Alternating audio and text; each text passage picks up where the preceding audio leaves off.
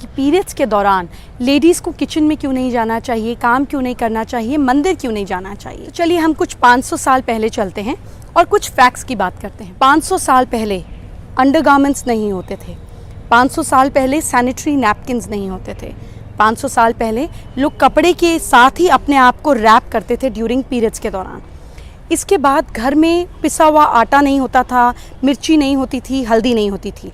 आटा पीसने के लिए बड़ी चक्की घुमानी पड़ती थी, हल्दी कूटनी पड़ती थी, लाल मिर्ची कूटनी पड़ती थी, जैसे आज भी कुछ विलेजेस में होता है।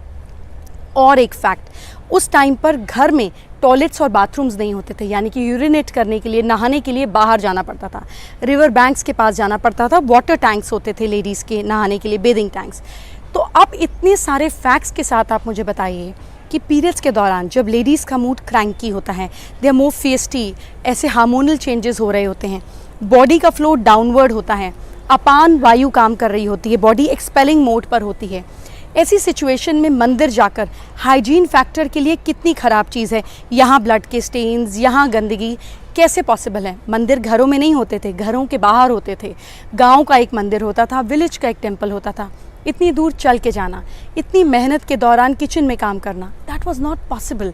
तो कहा जाता था कि इस दौरान रेस्ट करो, मंदिर मत जाओ, कहीं मत जाओ।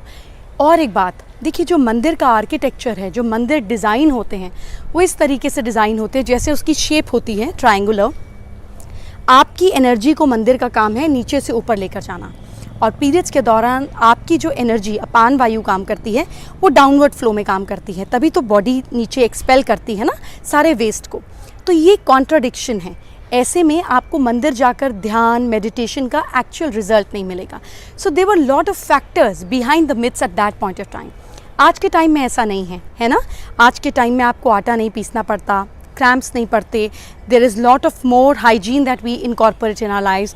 तो आपके टाइम में आप किचन में काम कर सकते हैं, घर में पूजा पाठ कर सकते हैं, अपने घर के मंदिर में जा सकते हैं। There is no objection in it. ये तब की बात है, आज की ये बात नहीं है।